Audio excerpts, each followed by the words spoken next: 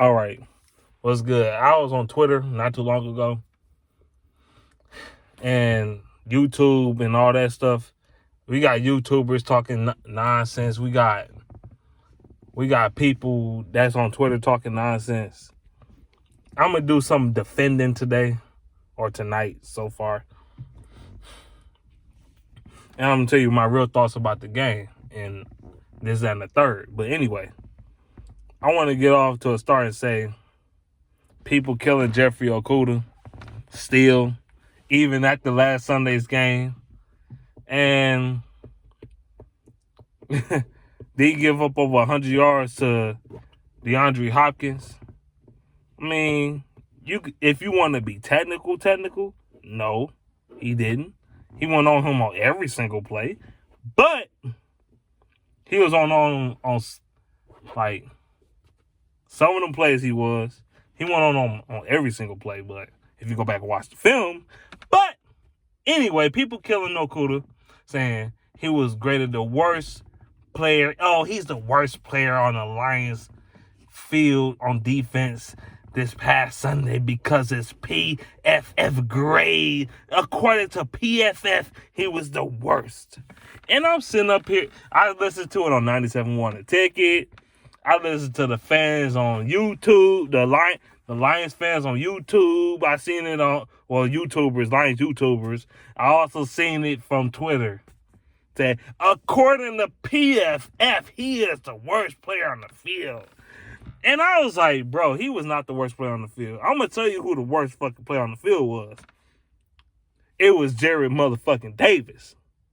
He was the worst player on the field Sunday. That's why his ass got benched. He got benched for a reason.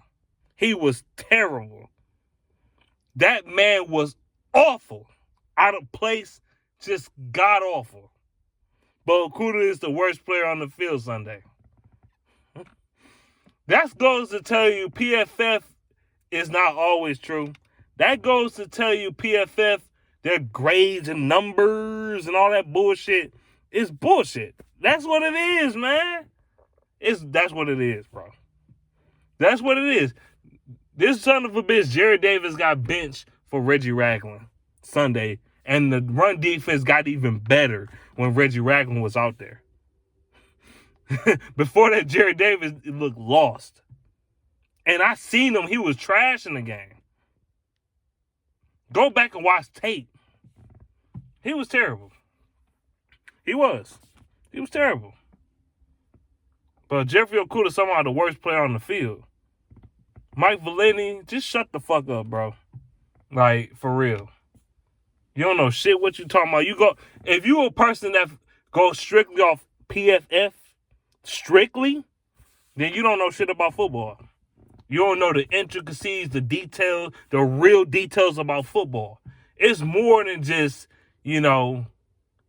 numbers. You know what I'm saying? Like, it's not always, it don't always show up on the stat board.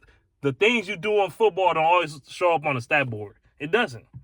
Like, defensive tackles clogging up lanes for other players to get tackles and sacks. That don't show up on the stat board. You know what I'm saying? A lot of times on the main stat board, defending passes, that don't always show up on the stat board. On the interceptions, not pass breakups. Not fair. Well, I guess they included that now, but it ain't always show up on the stat board. Like pass breakups and things like that. Or, blocks, like wide receiver blocks on the outside. That's not on the stat board. But people want to be so analytical, but they don't see the intricacies and the deepness of football on the details of football. Jared Davis was the worst player on the field, bar none. Okudah was not great, but he wasn't the worst player. I'm going to just keep it 100. And second, why the hell is we not using DeAndre Swift or Kerryon Johnson? I'm tired of seeing AP out there. I know AP is a legend and he been running the ball pretty decently, but he should not be our starting running back. I'm sorry. It should be Kerryon or Swift. It should be Kerryon or DeAndre. It should be one of them two. I want to see the young backs get their time to shine. I want to see Kerryon and I want to see DeAndre out there running the ball. I thought that's what we was going to do this year anyway, originally. Have those two just running wild in the backfield. I mean, if Adrian Peterson, I don't mind Adrian Peterson in the mix. But have him in the mix. Don't have him as your primary starter. You don't have, see, real teams don't have 35-year-old starting running backs on their team. They don't. They don't start 35-year-old running backs. They just don't. Most teams, only but the Lions, they want to use them like a bell cow. And Adrian Peterson he's limited in the receiving department. He's not a good pass blocker at all. But you want to use this man like he our number one primary running back. I don't understand this shit. DeAndre Swift is the best wide receiver running back on this team, bar none. His route running is immaculate. His footwork is crazy. He is the best route runner and the best receiver out the backfield on the Lions, by far. Kerryon can do the same thing. He can catch the ball in the backfield. He can catch the ball in the slot like Swift. But Swift is the best at it. Kerryon is the best runner in between the tackles. That's what he does. I mean, Swift can do it too. He can do it too. Swift is a tough kid. He is. Why the fuck we don't run the ball in the red zone? And that's why another reason why our red zone offense suck cock. We don't run the ball. We just throw it every goddamn down. Last week's game was an embarrassment. I don't care if we did win. We should have blown the fucking Cardinals out by fucking 20. We should have had 40 plus in that game. Even Matthew Stafford in the press conference out his own mouth said that shit.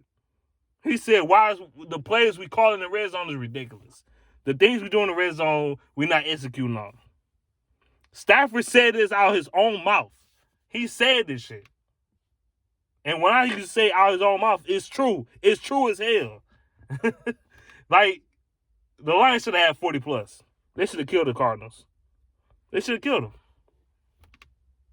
They couldn't capitalize in the red zone. Some of that is Stafford fault. Some of that is Bevell fault. Like, they didn't get their running backs even a chance to run the damn ball.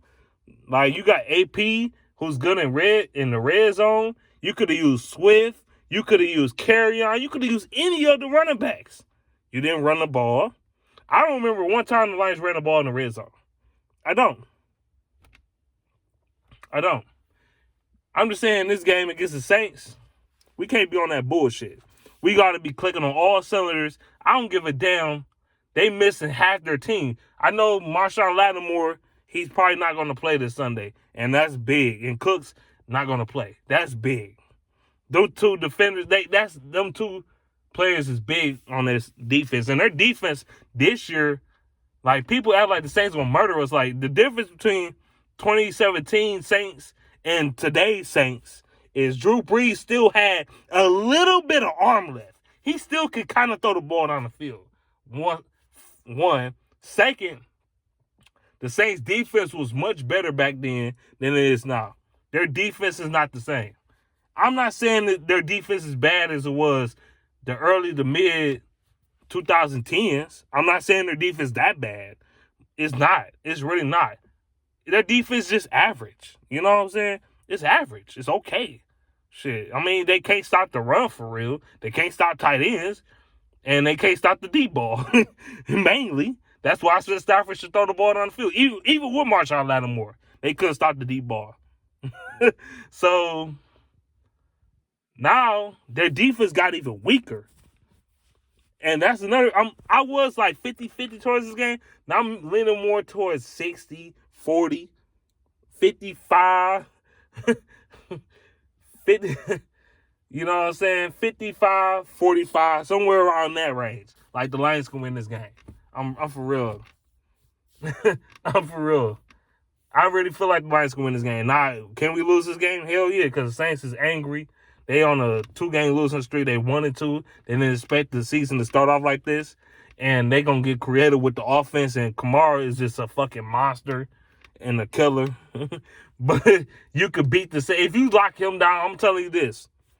if the Lions somehow, I ain't gonna say stop him, just slow him down. If you slow him down, the Saints is done. Even with Michael Thomas out there. Michael Thomas is not a real deep threat receiver. He's an intermediate receiver. Intermediate to short route receiver. Now he's really good after the catch, but that's what he is. I'm not scared of their deep ball. I'm not. If I'm Matt Patricia, I'm peeling my ears back and I'm blitzing the shit out that motherfucker. I want the Lions to drill Drew Brees. I want them to retire his ass.